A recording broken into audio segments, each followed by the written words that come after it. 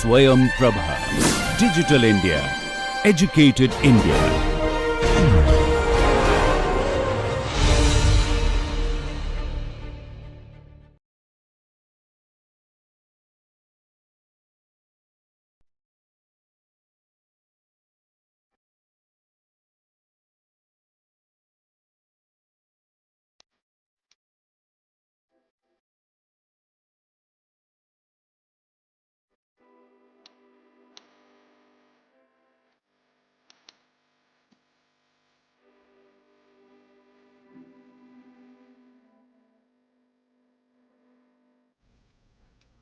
Welcome to the final lecture of this particular course.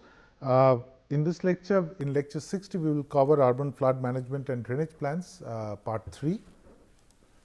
The different concepts that we will cover in this lecture are on stormwater management, then WSUD, water sensitive urban design, then low impact development, LID, and then SUDS, and then we will look into a case study which is a drainage master plan for NCT of Delhi, National Capital Territory of Delhi. So, sustainable urban drainage system, water sensitive urban design, low impact development, these are the different strategies that we have studied in our in some of these strategies we have discussed when we have studied module 1. So, these are the final whenever we are designing a drainage plan for a particular area, drainage, recharge, all these things are connected, and we need to follow certain strategies to make sure that we not only improve the drainage of a particular area, that is we reduce flooding, we also need to increase the recharge, we also need to improve the reuse of water in that particular urban catchment and so on. So, all these strategies that we are considering along with in design of infrastructure that we have learned, that is how to plan and then design for drainage infrastructure, sewerage infrastructure, all these things we have learned. So, all this thing has to be brought together, and all this knowledge, when it is brought together, using that knowledge we can actually create the drainage plans for certain areas. So, stormwater, as we have learned that we have seen earlier that the places where there is flooding, we also see incidences of water scarcity in the same places, right. So, can stormwater could be used as a resource to address water security in urban areas? So, that is what we are trying to address, right. So, that means we are trying to manage stormwater and also utilize it in a certain way, so that it will actually reduce the water scarcity or improve the water security of a particular urban area. So, stormwater could be used for recharging the groundwater or groundwater aquifers after treatment, and there are several strategies that we have discussed that over like WSUD, SUDS and LID, which could be utilized for this kind, for utilizing stormwater for this kind of purposes. So, we will discuss each of these strategies, but in general you will see that this will lead to maximum utilization of water resources with minimum investment. So, these strategies are primarily low cost strategies, and this minimizes runoff by directing it to pervious surfaces. So, it reduces quantity and improves quality. Preservation of natural drainage and water bodies, that means we try to not only preserve and also restore as well as preserve this natural drainage channels and water bodies.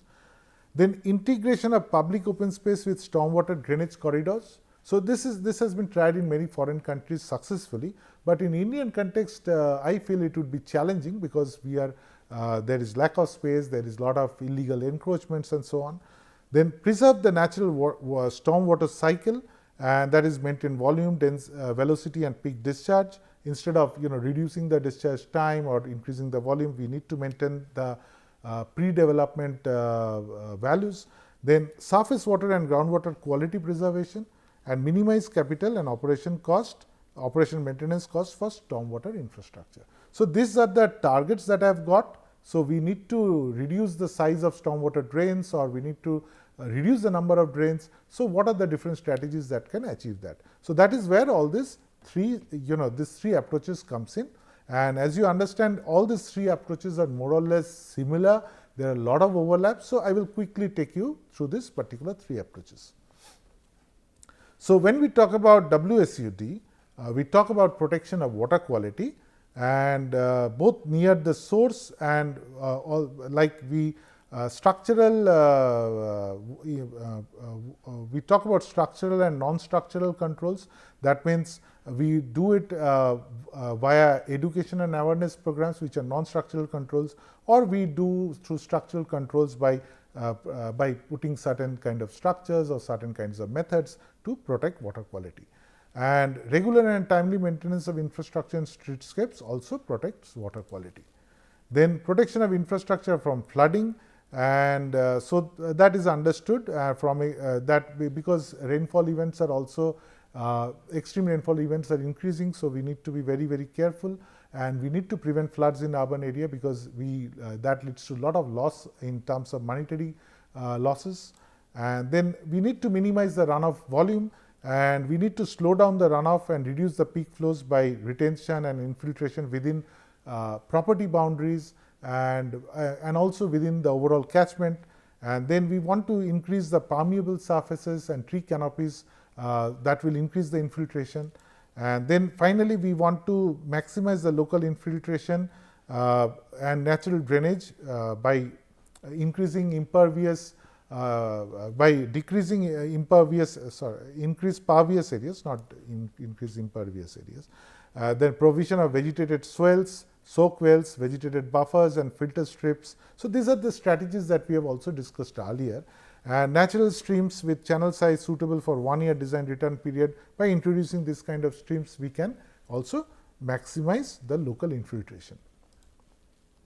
Minimize the changes in the natural water balance by retaining seasonal wetlands and vegetation. So these are the key strategies that we follow in WSUD. So similarly, in LID, low impact development approaches, these are also modeled based on nature and almost similar, and manages runoff at the source through distributed decentralized microscale controls. So there is flow control, then there is detention, there is retention, there is filtration, then there is infiltration into the ground, and then there is treatment. So treatment, this could be either by phytoremediation or bacterial colonies to metabolize contaminants in the stormwater runoff. So this all we have learned in the different stages of our course. We have learned in details about this. So LID actually talks about introducing all this into the urban area. So primarily we are talking about reducing impervious surfaces, disconnecting impervious areas to the stormwater drainage network and managing them separately, then conserving natural resources, using cluster or consolidated development, and using xeriscaping and water conservation practices. So where the landscape could be utilized, where the water would, this drainage or recharge, everything could happen through the landscape itself. So drainage becomes part of the landscape. So water sensitive urban design and the LID approach, if we want to look into it in detail, you can see that there are so many overlaps. For example, when we talk about water sensitive urban design, there are urban design part, productive landscape design part, urban planning part, placemaking part, all these things are important. And you can see that the center is the integrated water cycle management. On the one big direction of this approach is wastewater reduction and treatment, whereas sustainable water supply, that means we increase the water supply sources, and that means we use rainwater and surface water runoff, then we use increased recycling, then demand management plus grey water and wastewater recycling. All these things will increase the sustainable water supply. And then we have surface water runoff reduction and their treatment and flood water integration. So all these things are part of this water sensitive urban design. And you can see that when we talk about this, we can integrate all this with the by engaging the community. We can use create local identities. Then we can make places, like we can create new places, open spaces and recreational spaces. Then flood pathway integration, street and highway designs, all these things could be integrating the natural drainage channels along with that, and so on. So that is how we can plan for water sensitive. We can be doing urban design in a more water sensitive manner, and the lead approach actually talks about almost the same thing, like we can do site planning where we define the development envelope, reduce, minimize total site impervious area, disconnect impervious areas that we were discussing, and then this we can conduct detailed hydrologic analysis of these areas. Then we can have erosion and sediment control, and then lead public outreach programs. So more or less similar approaches, as similar authors or similar research groups have worked following this similar direction, or similar different cities have adopted different practices, right? But more or less there are a lot of overlaps in this particular systems. So similarly, we have got SUDS, where we tried to maintain and restore a natural hydrologic regime to reduce impact of urbanization on flooding and water quality. Then we capture runoff close to the source and then release it slowly. That means we will capture it at the building level, at the locality level, then at the catchment level, and so on. And this pollutant also could be reduced through settling. So you can see that in source control, that is at the local level, we can use green roofs, rainwater harvesting, permeable pavements, and soakways within our residential plots. Then at site control or runoff from large areas like housing estate, major roads or business parks, we can have bioretention areas, filter strips, infiltration trenches, sand filters, and swells. Similarly, we have regional control measures where we can have constructed wetlands, retention ponds, and retention ponds. That is what is shown over here. So overall, it leads to reduction of the stormwater, and that will actually reduce flooding and improve water quality. So that is the basic approach that we want to follow. So these are the different approaches, and as we have learnt earlier, that to achieve all this, we require we need to plan for, like for example, we want to design recharge structure. We need to do detailed planning of to estimate how much amount of recharge volume is required, where we need to put in the recharge, and so on. So this, even though these are broad policies, but to make them happen, we need to follow lot of detailed steps or intermediate steps. So that is why while we can suggest this as policies, but to implement this on ground, there is lot of work, lot of integration work, and lot of modeling work that has to be done at the background. So that's why we end with this, and we go in and show you our drainage master plan for the National Capital Territory of Delhi as a case study, and you will see how this drainage master plan has been gradually developed using where we have tried all these approaches have been tried to be integrated, and also what kind of analysis has to be done to integrate those kind of approaches. So the other things that we will observe are the practical issues when we want to create certain kinds of drainage master plans in our country. So for example, in this particular case, it was found that in case of Delhi, the biggest problem that this was done by the IIT team, and the biggest problem they faced was the reliability of the data and non-availability of the data. So that means cross sections and invert levels of the drains were not available in many cases, and even though they conducted surveys and all, the data was not that reliable. And so sometimes what happens, instead of trying to find out about the old drains or the old infrastructure that was in place, it's sometimes better to lay in new infrastructure, and that becomes more reliable. So in many cases, the records are not maintained in our country, but we can always design new infrastructure with proper records and all, and we can start maintaining from now onwards. So in case of Delhi, the entire Delhi's stormwater and sewerage infrastructure was tried to be digitized in this particular project, but even so, even after spending a lot of resources, it was not properly captured. So that was the main drawback of this particular plan. The NCT of Delhi, the National Capital Territory of Delhi, we can see there are three major drainage basins, as you can see in this particular image. So this is Trans Jamuna, then we have got Barapulla, and then there is Najafargarh. So you can see Trans Jamuna is this one, this Barapulla is this one, and Najafargarh is this one.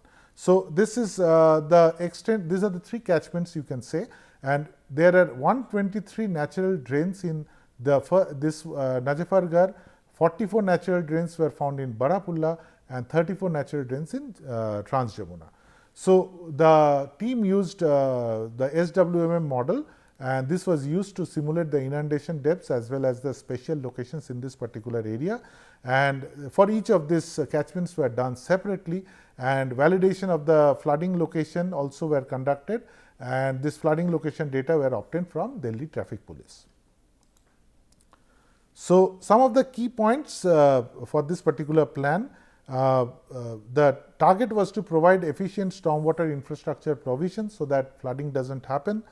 Then corrective measures for faulty drainage infrastructure. In some areas the drainage infrastructure was wrong, to correct that, and introduce low cost flood prevention devices. So, LID approaches were actually tested over here. So, low cost flood prevention measures were also tested, where they considered rejuvenation of water bodies, rainwater harvesting using parks, and low impact development strategies. So, proper solid waste and sewage management was also stressed upon, because that is one of the reasons why drains get blocked, and that actually leads to flooding. So, the work started with first determining the existing drainage channels. Streams and smaller creeks were identified, and seasonal and perennial water bodies and other natural depressions and transboundary water courses passing through NCT of Delhi were all determined. So, not only the streams which are inside the area, inside these catchment areas, but transboundary water courses which are coming from outside the area and maybe entering into some parts, that were also considered. And in addition to that, in addition to the natural drainage systems, all the engineered urban stormwater systems were also considered, and dynamics of possible interaction with sewerage and other wastewater systems were also considered.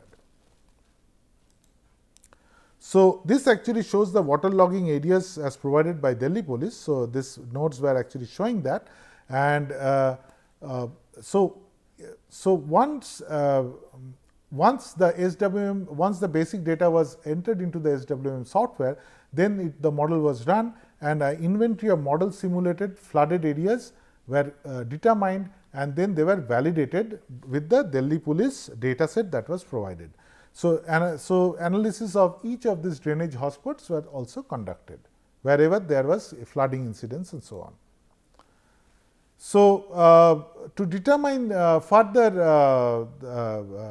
to determine more proper infrastructure for stormwater drainage, the next step was to determine the design stormwater parameters relating rainfall intensity, storm duration, and return period, because that actually determines the intensity of rainfall and accordingly the amount of runoff that would be generated, and then development of drainage projections corresponding to future requirements. So, that means future population and also other related calculations were done to determine the overall drainage projections. So, this is the methodology that in this master plan what was followed, and so input data was DAME data, land use data, soil, weather, drainage network data. So, this was input data. So, rainfall analysis was done to estimate the return periods were estimated for this rainfall analysis, and then drainage profile was studied, and every existing drainage network was evaluated, and then the catchment was delineated, delineation of natural drains and basins using the SWAT software. This was primarily for the drains which was outside the boundary. And then hydrodynamic model was created where identification of flooding nodes and flood volume using SWMM was conducted, and finally flood maps were generated for different scenarios. So, the SWAT model, it is a hydrological model.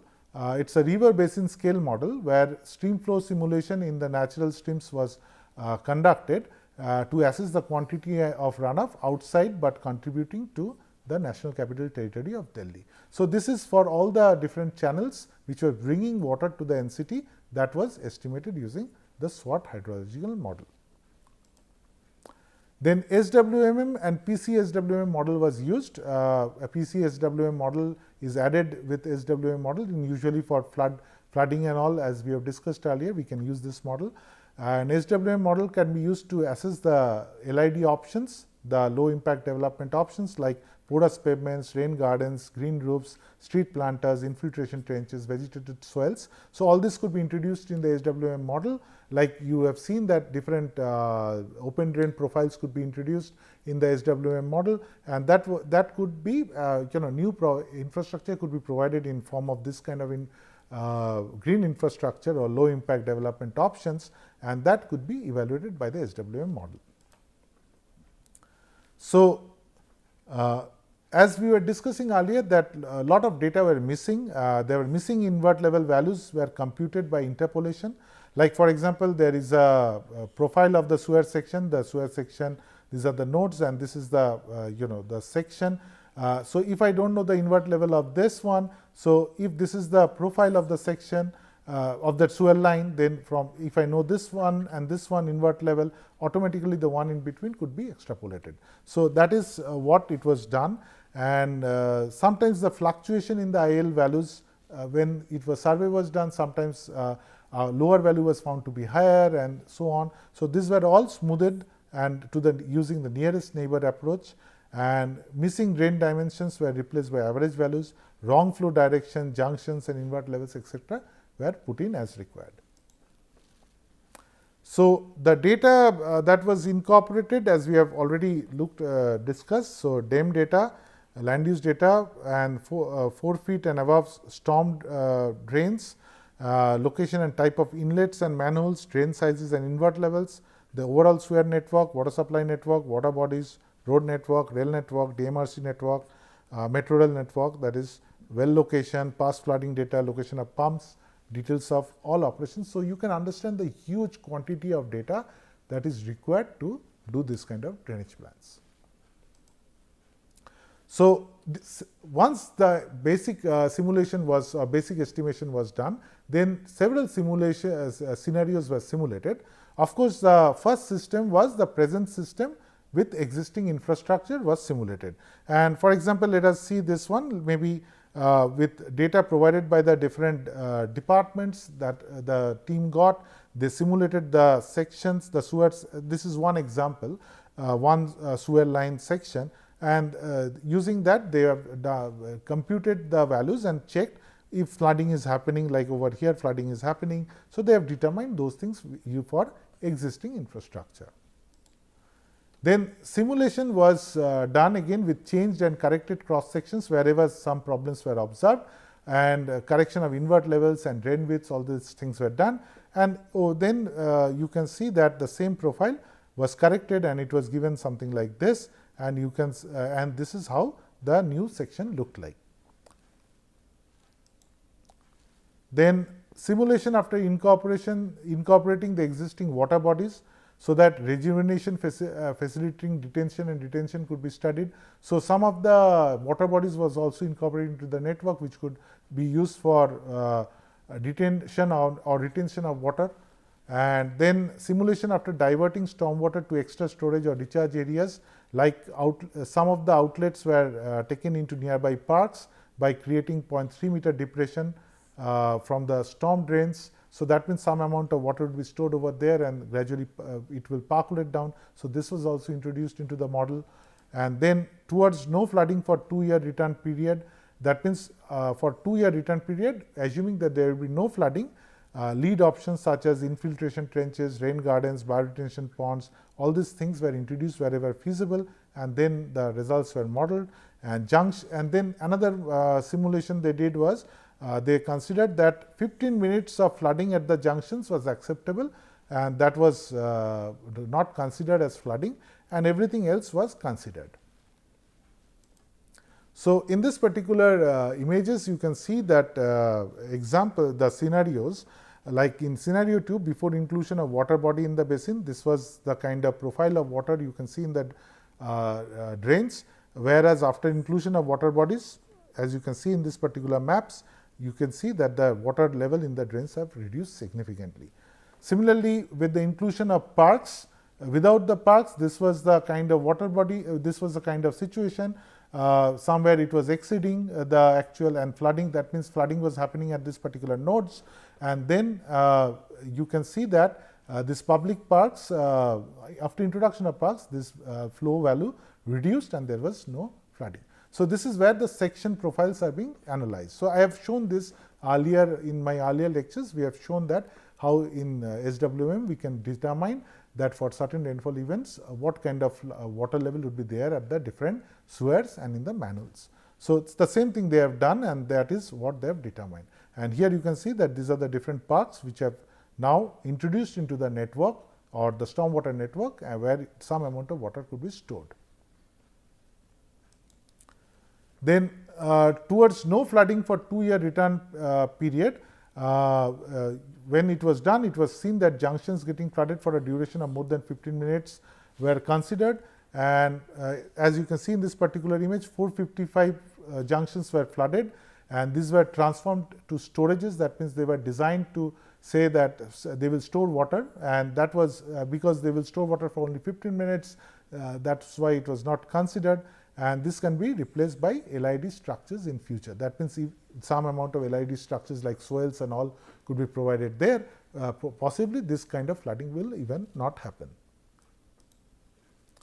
So, the final recommendations that came from the drainage plan for NCT of Delhi, the main recommendations are like there should be no encroachment on stormwater drains, and because stormwater drains are key public assets, and there should be no encroachment and there has to be special monitoring and special drives to remove those encroachments, and some agency has to be given this responsibility.